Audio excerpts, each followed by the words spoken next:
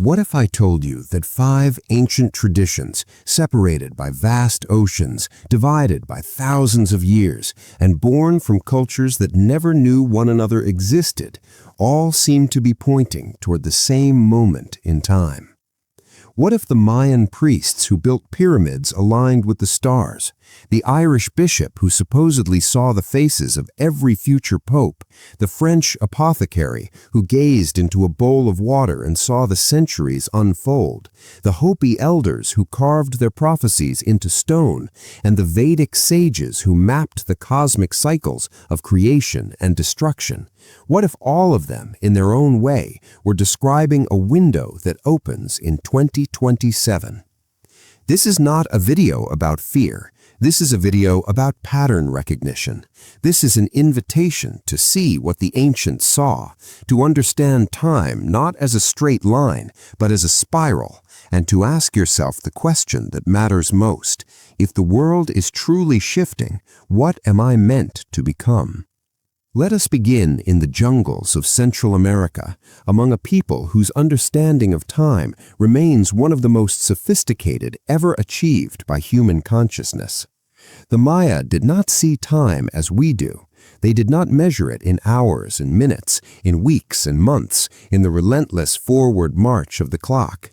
They saw time as a series of interlocking cycles, great wheels turning within wheels, each one carrying the energy of creation, destruction, and rebirth.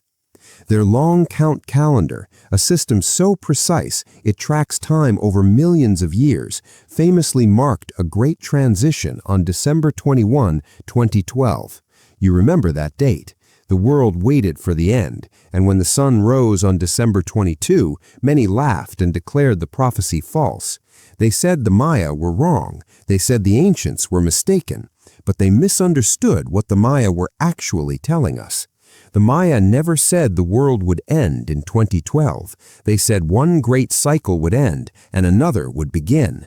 They said the world would enter a period of transition, a time of purification, a window of transformation that would last just over 14 years. And here is where the math becomes impossible to ignore. There is a number that appears again and again in Mayan sacred astronomy, a number that pulses at the heart of their calendar systems like a hidden heartbeat. That number is 144. It appears in the 144,000 days that make up one cycle of their long count.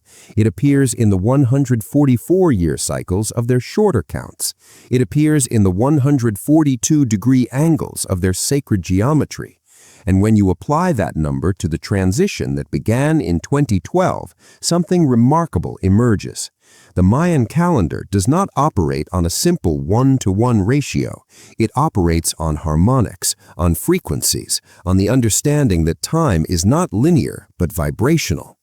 The transition period from one great cycle to the next is not measured in equal increments. It is measured in relationship to the sacred number.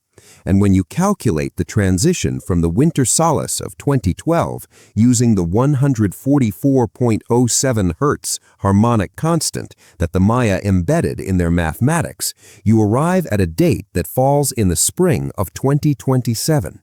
More specifically, you arrive at May 19th, 2027. Add 14.407 years to December 21, 2012, and there it is, waiting for you like a message buried in the mathematics of the cosmos. Let us now cross the Atlantic Ocean and travel back in time to 12th century Ireland to a humble bishop named Malachy O'Morgair, who would, according to tradition, receive a vision so precise and so disturbing that it would be hidden away in the Vatican archives for nearly 400 years before anyone dared to publish it. Saint Malachy was not a man given to sensationalism. He was a reformer, a mystic, a man who walked closely with the divine. But in 1139, when he traveled to Rome and fell into what his biographers describe as an ecstatic trance, he saw something that would cement his name in prophetic history. He saw the faces of every pope who would ever sit on the throne of Peter, from his own time all the way to the end of the age. And he recorded what he saw not in straightforward names and dates, but in 112 cryptic Latin phrases, each one a riddle, each one a key, each one describing the pontiff to come in ways that could only be understood after that pope had already risen to power. What makes Malachy's prophecy so difficult to dismiss is the track record. For pope after pope, century after century, his phrases have matched the men they described with an accuracy that borders on the impossible. He called one pope pastor and nauta, shepherd and sailor, and centuries later, that pope was John the 23rd, who came from Venice, the city of canals, and served as patriarch of a city built on water. He called another de rure albo, from a white countryside, and that pope was Pius VII, born in the town of Cesena, which means white in Latin. He called another fides intrepida, fearless faith, and that pope was Pius IX, who defined the dogma of the Immaculate Conception and never wavered in the face of revolution. The pattern holds again and again, through war and peace, through Reformation and Renaissance, through all the chaos of European history. Malachy's list remains, a thread of prophecy woven through the fabric of time.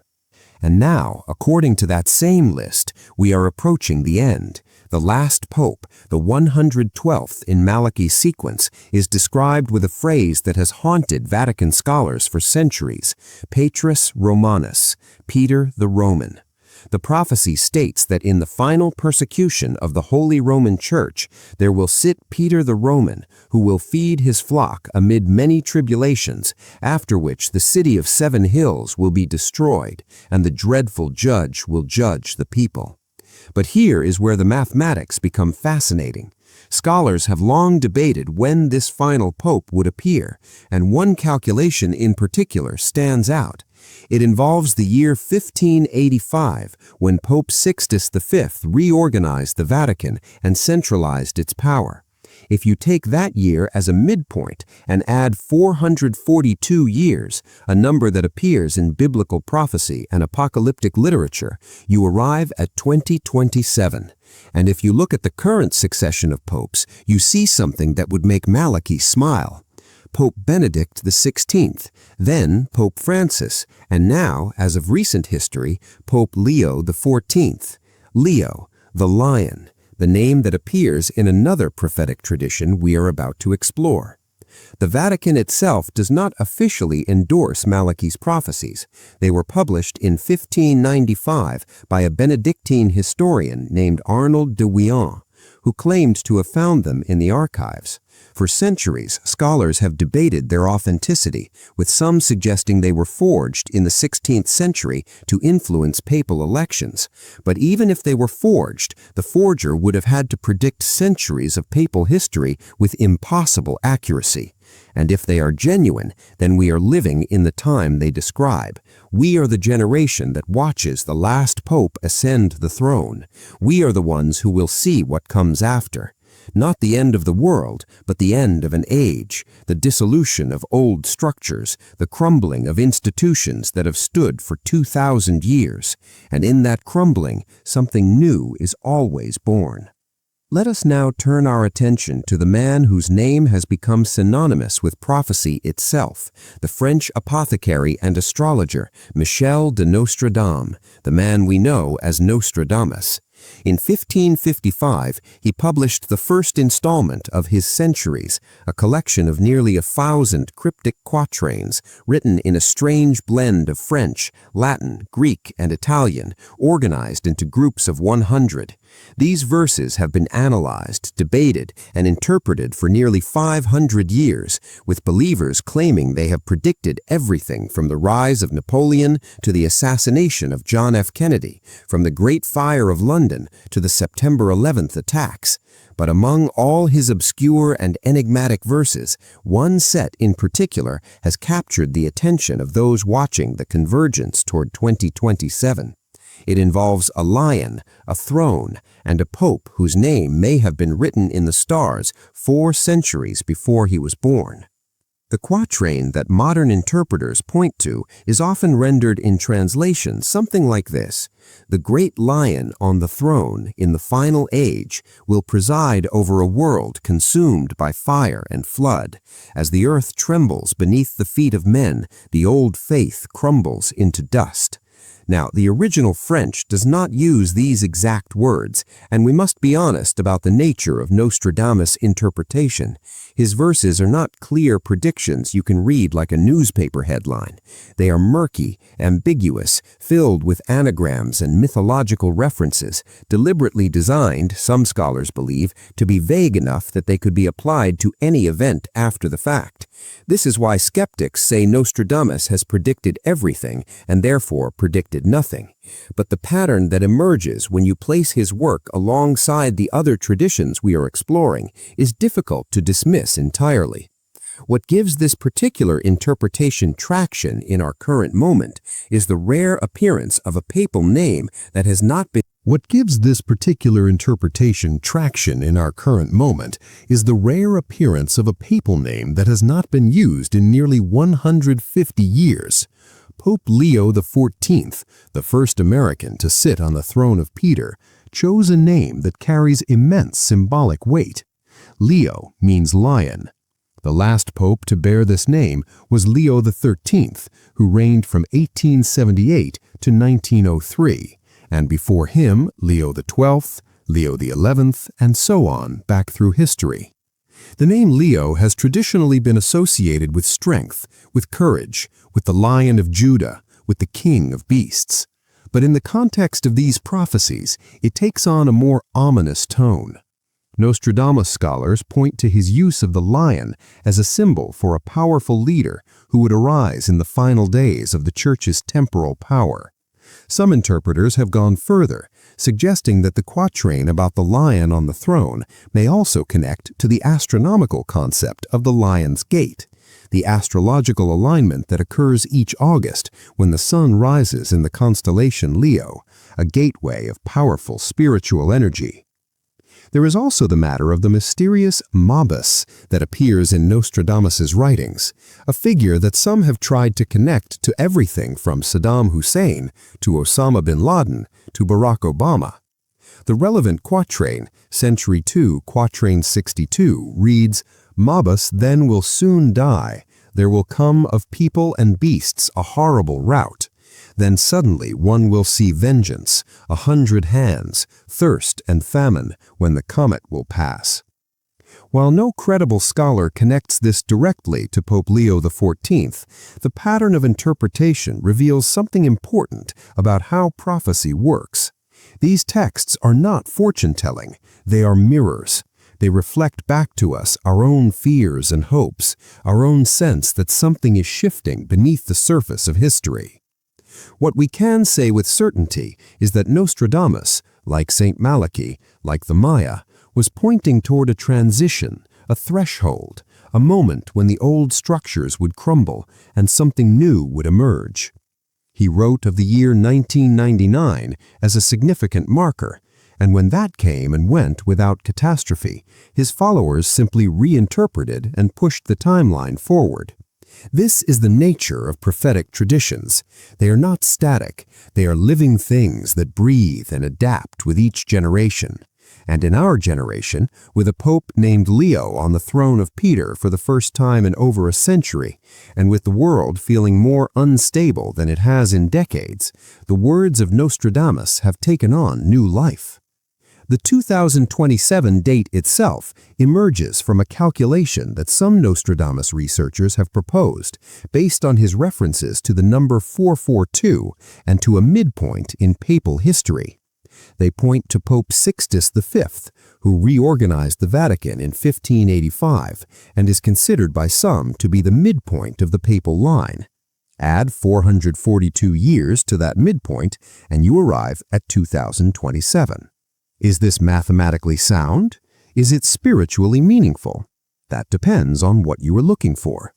But it is another thread in the tapestry we are weaving, another voice in the chorus that seems to be singing the same note from different corners of history.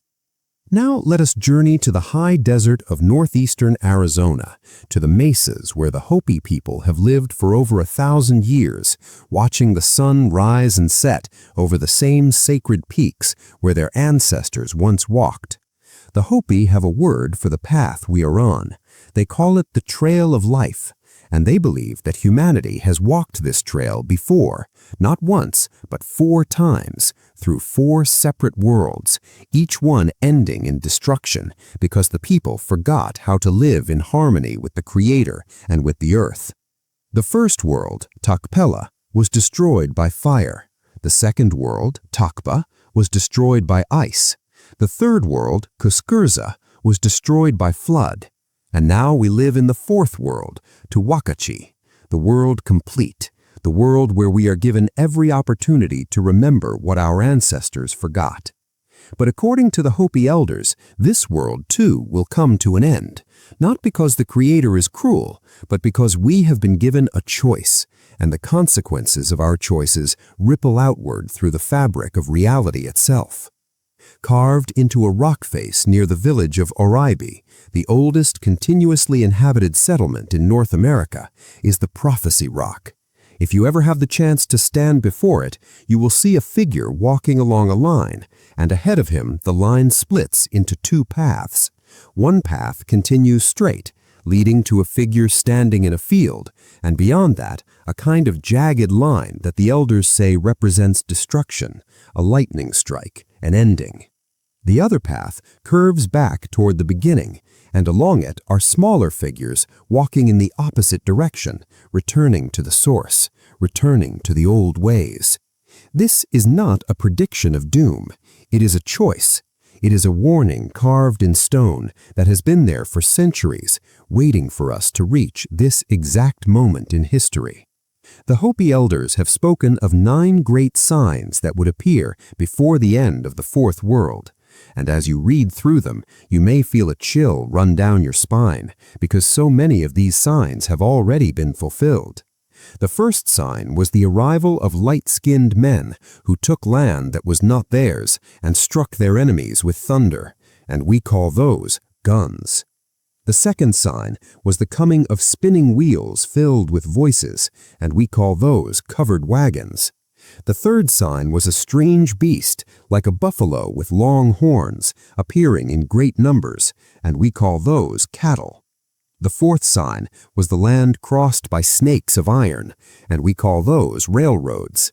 The fifth sign was the land crossed by a giant spider's web, and we call that the electrical grid, the telephone lines, the internet itself.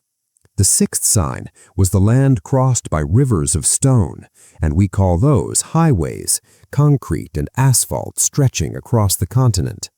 The seventh sign was the sea turning black and killing many things, and we call those oil spills, pollution, the death of the oceans. The eighth sign was the arrival of young people who wear their hair long and come to tribal lands seeking wisdom, and if you were alive in the 1960s, you know exactly what that means. And then there is the ninth sign. The ninth sign is the one we are waiting for. The ninth sign is the appearance of the blue star Kachina, Sakwasohu, a spirit who will manifest in the heavens as a blue star, a celestial beacon that cannot be ignored, a sign that the time of purification has arrived.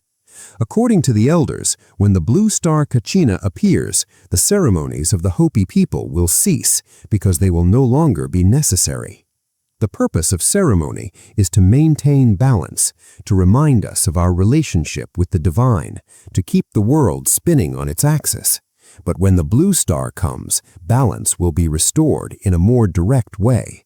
The mask will come off, the truth will be revealed, and everything will change. Some versions of the prophecy speak of 2 brothers who will return, the twins Pogunghoya and Palanghoya, guardians of the North and South Poles, who will come to restore the Earth's natural rotation. They will appear in the northwestern sky, flying in what the elders call putovox, flying shields, and they will bring with them many of their star family. The blue star Kachina, also known as Nongogso, will serve as an alarm clock, a wake-up call telling us that a new day is dawning, a new way of life is approaching. And then, not far behind, will come the purifier, the red star Kachina, who will bring the day of purification, a time when the earth, her creatures, and all life as we know it will change forever. Now, you may be wondering what any of this has to do with the year 2027, and the answer lies in the stars themselves. Astronomers have been watching a red star in the constellation of Orion, a star called Betelgeuse, and they have noticed something strange. Betelgeuse has been dimming and brightening in ways that defy easy explanation. Some have speculated that it may be preparing to go supernova, to explode in a blaze of light so bright it would be visible during the day, a red star appearing in our heavens as if placed there by some cosmic hand. And at the same time, other astronomers have been tracking a blue star in the constellation of Ursa Major, the Greater Bear, a star that has also been behaving strangely. Could it be that the Hopi prophecy is not metaphorical? Could it be that the blue star Kachina and the red star Kachina are not spirits, but actual celestial events, stars that will appear in our sky at precisely the moment we need them most? The Hopi do not give a specific date for the appearance of the blue star. They do not operate on the Gregorian calendar, and they would be the first to tell you that prophecy is not about predicting the future, but about understanding the present. But when you overlay their timeline onto the other traditions we have explored, when you consider that the Mayan calendar points to 2027, that the Vatican prophecies point to 2027, that Nostradamus and the Vedic yugas all seem to converge on this same window, the appearance of a blue star in our heavens within the next few years begins to feel less like coincidence and more like pattern. Let us now turn to the oldest and most sophisticated understanding of time that humanity has ever produced, a system so vast that it measures the lifespan of universes the way we measure the lifespan of mayflies. The Vedic sages of ancient India understood something that modern physics is only beginning to grasp, that time is not linear but cyclical, that creation expands and contracts like a cosmic breath, and that we are living not in the only age that has ever existed, but in the fourth of four great ages, the Kali Yuga, the age of darkness, the age of quarrel and hypocrisy. According to the Hindu scriptures, time is divided into 4 yugas or ages, each one progressively shorter and more degraded than the last. The Satya Yuga, the golden age of truth and purity, lasts 1,728,000 years. The Treta Yuga, the silver age where sacrifice appears, lasts 1,296,000 years. The Dwapara Yuga, the copper age where doubt creeps in, lasts 864,000 years. And the Kali Yuga, the iron age in which we now live, lasts 432,000 years. Notice the pattern. Each yuga is a multiple of 144. Multiply 144 by 12,000 and you get 1,728,000. Multiply it by 9,000 and you get 1,296,000. Multiply it by 6,000 and you get 864,000. Multiply it by 3,000 and you get 432,000. The number 144 pulses through the Vedic understanding of time like a heartbeat, the same number that appears in the Mayan calendar, the same number that appears in the Book of Revelation, the same number that seems to be woven into the fabric of reality itself. The Kali Yuga began, according to most calculations, at midnight between February 17th and 18th in the year 3102 BCE. That is the moment when the great war of the Mahabharata ended and Lord Krishna, the avatar of Vishnu, departed from the earth. Since that time, we have been living through 432,000 years of decline, a gradual unraveling of dharma, of righteousness, of the cosmic order itself. But here is what most people do not realize. The yugas are not simple uniform blocks of time. There are transition periods between them, sandhis, where the energy of one age overlaps with the energy of the next.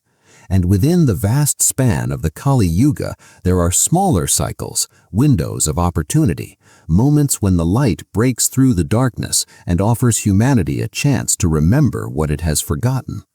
According to some calculations, we are now living in such a window. The great sage Sri Yukteswar, in his book The Holy Science, published in 1894, argued that the traditional understanding of the yugas had been distorted during the Dark Ages, and that the true cycle is much shorter. He taught that we are currently ascending from the depths of Kali Yuga into the next age, a transition that places us right now, in these very years, at a threshold of immense significance. Other calculations based on the precession of the equinoxes and the 26,000-year cycle of the Earth's axial wobble place the end of one great cycle and the beginning of another squarely between 2027 and 2032. This is not a prediction of the end of the world. It is a prediction of the end of a world, the dissolution of an old way of being, the collapse of structures that have outlived their purpose. The Maya cycle, the Vedic cycle, the precessional cycle, all of them seem to be converging on this narrow window, and at the center of that window, according to the harmonic calculations based on the 144 frequency, falls May 19, 2027. There is another layer to this, one that connects the Vedic tradition directly to the date itself. In the Tamil calendar, which follows the Vedic system, May 19, 2027 is not an arbitrary day. It is Vaikasi Visakam, the birthday of Lord Muruga, also known as Kartikeya, the divine warrior born from the third eye of Shiva. Muruga was created for a single purpose, to destroy the demon Tarakasura, whose name means the demon of ego and dissonance. His weapon was the vel, a spear that is not a physical weapon, but an antenna, a frequency rod, a tool for restoring cosmic order by defeating the forces of chaos. The mythology says that on this day, the frequency warrior returns to eliminate the dissonance and restore the grid.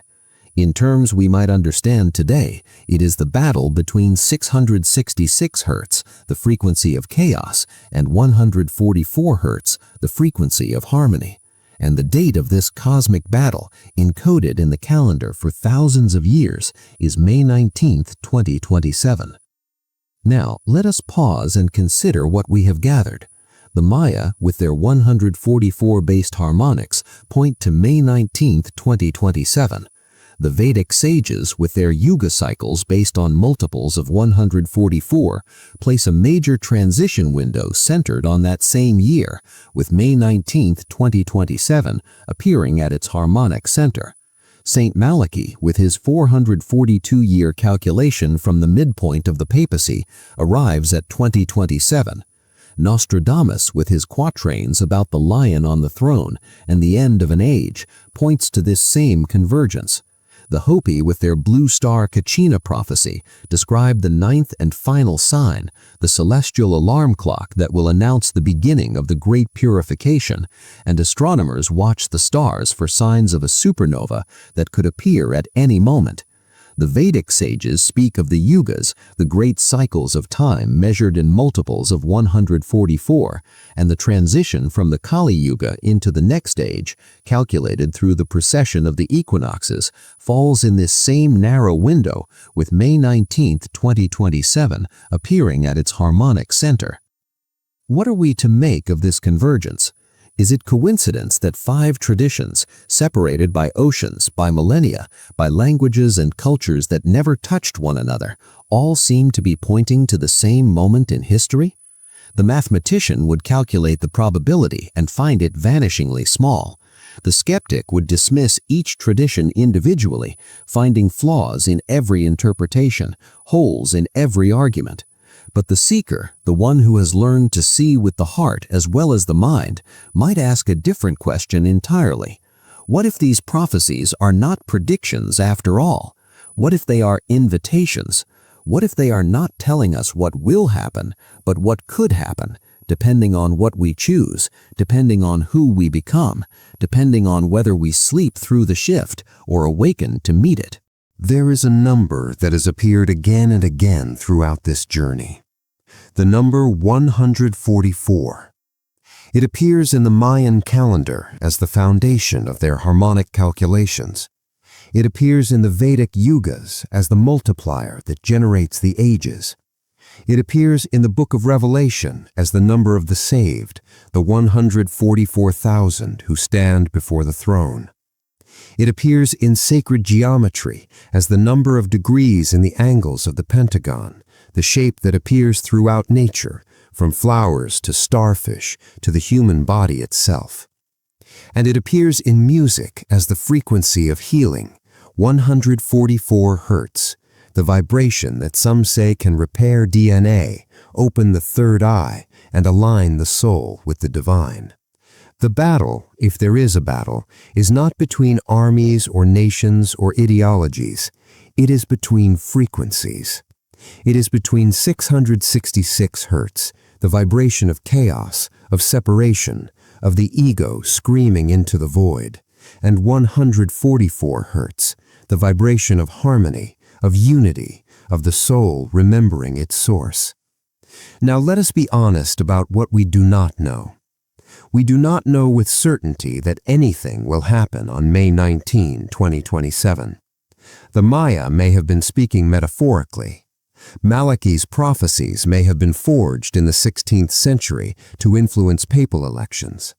Nostradamus may have been deliberately vague, as all good oracles are, so that his words could be stretched to fit any age. The Hopi may be speaking in symbols that we have misinterpreted, applying their ancient wisdom to our modern anxieties. The Vedic calculations may have been corrupted over millennia of transmission, their original meanings lost in the sands of time. Any one of these traditions, examined in isolation, can be explained away. But the convergence is not about any one tradition.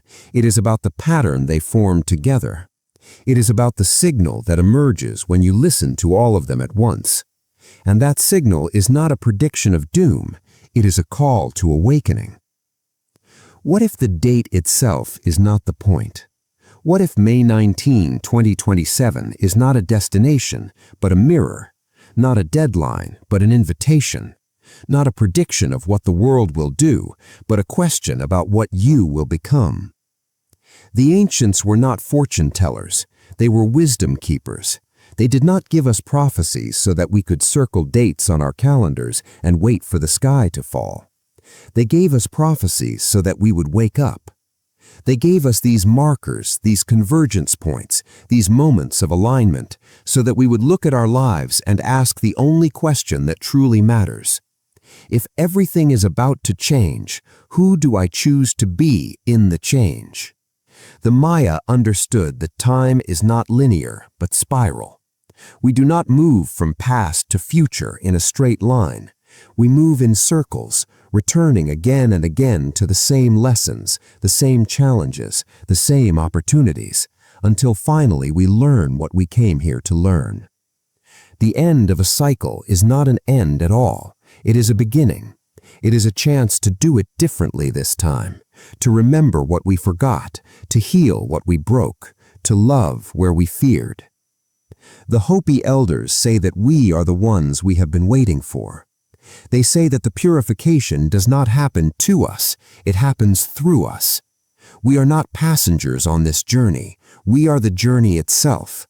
We are the ones who will decide with every thought, every word, every action, which path the prophecy rock shows. The straight path that leads to destruction or the curved path that leads back to the source. The Vedic sages taught that the yugas are not just cosmic cycles, they are states of consciousness. The Kali Yuga, the age of darkness, is not a time out there in the world.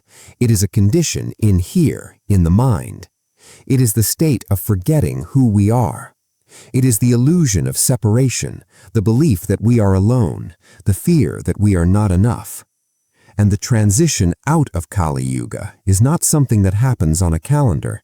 It happens in the heart. It happens when one person, then another, wakes up to the truth that has been whispered by sages and mystics since the beginning of time. That we are not separate, that we are not alone, that we are the universe experiencing itself, that the divine does not live in some distant heaven, but right here, right now, in this breath, in this heartbeat, in this moment. The prophecies of 2027 are not a warning, they are a reminder. They are the universe tapping us on the shoulder and saying, pay attention. You are living through a shift. You are part of something larger than you know.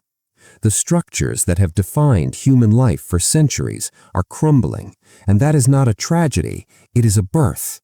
You cannot have the new without letting go of the old. You cannot enter the fifth world while clutching the relics of the fourth. You cannot awaken while clinging to the dream. Something has to die so that something else can be born. And that something that must die is not you. It is the false you. It is the ego.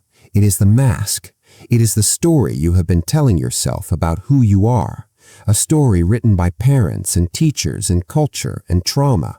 A story that has nothing to do with the truth of your being. So here is what the prophecies actually ask of you. They ask you to look at your life and see where you have been asleep.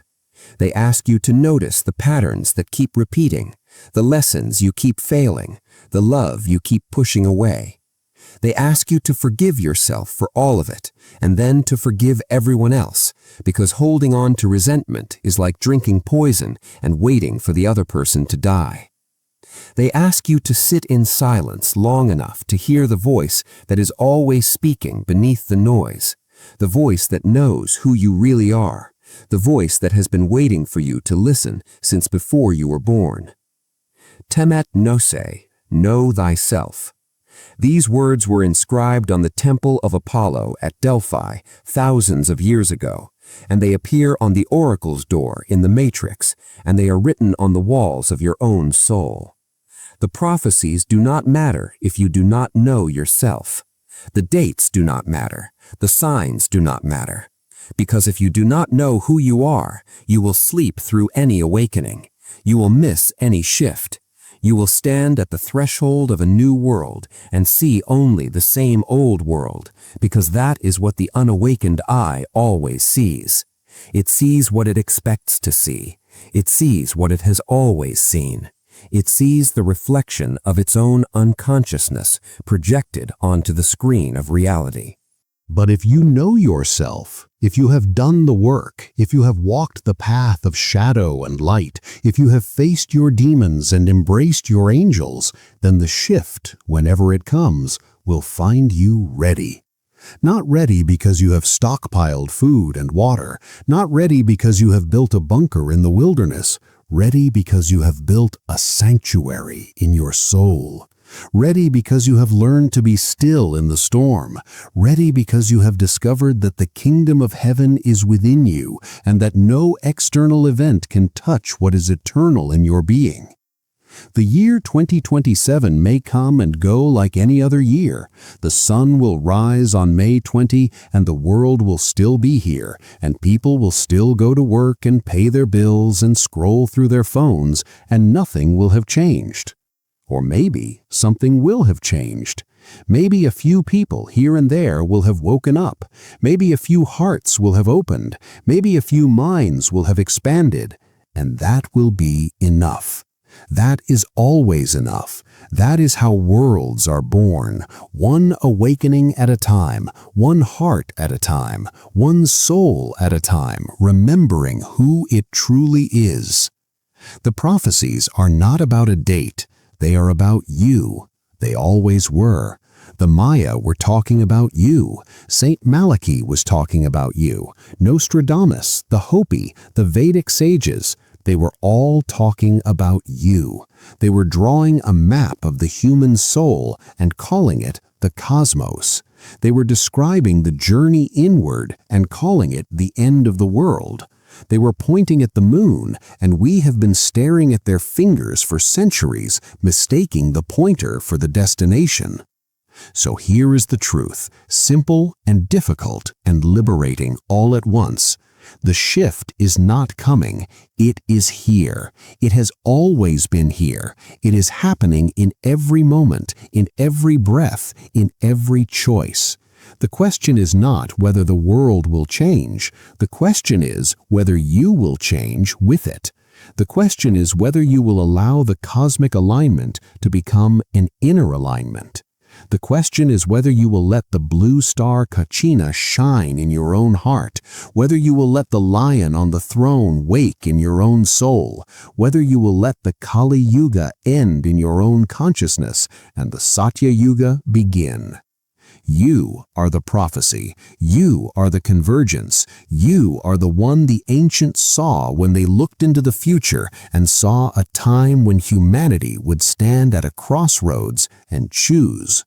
Not choose with armies or elections or policies, but choose with awareness, choose with love, choose with the simple, radical act of waking up. As the blue star Kachina whispers its silent call across the heavens, as the lion on the throne watches the old world crumble into dust, as the great cycles of the Maya and the Vedic sages converge upon this single sacred moment, remember that you are not merely watching prophecy unfold from a distance. You are the prophecy. You are the convergence point. You are the living bridge between the age that is dying and the age that is struggling to be born.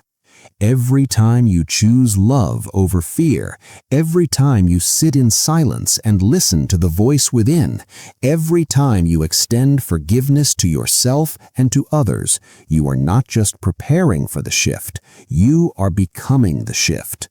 The world does not change out there until it changes in here, in the quiet chambers of the human heart, where the divine has been waiting all along for you to remember who you truly are. If this message resonated with something deep in your soul, if it awakened a knowing that has always been there beneath the noise of ordinary life, then please help this channel grow and spread the light by hitting that like button, subscribing to Temet Nosce, and turning on notifications so you never miss another journey into the ancient wisdom that is calling us all awake. And drop a comment below telling us which of these 5 traditions spoke most powerfully to you, because your voice matters, your perspective matters, and together we are weaving something beautiful. Thank you for watching.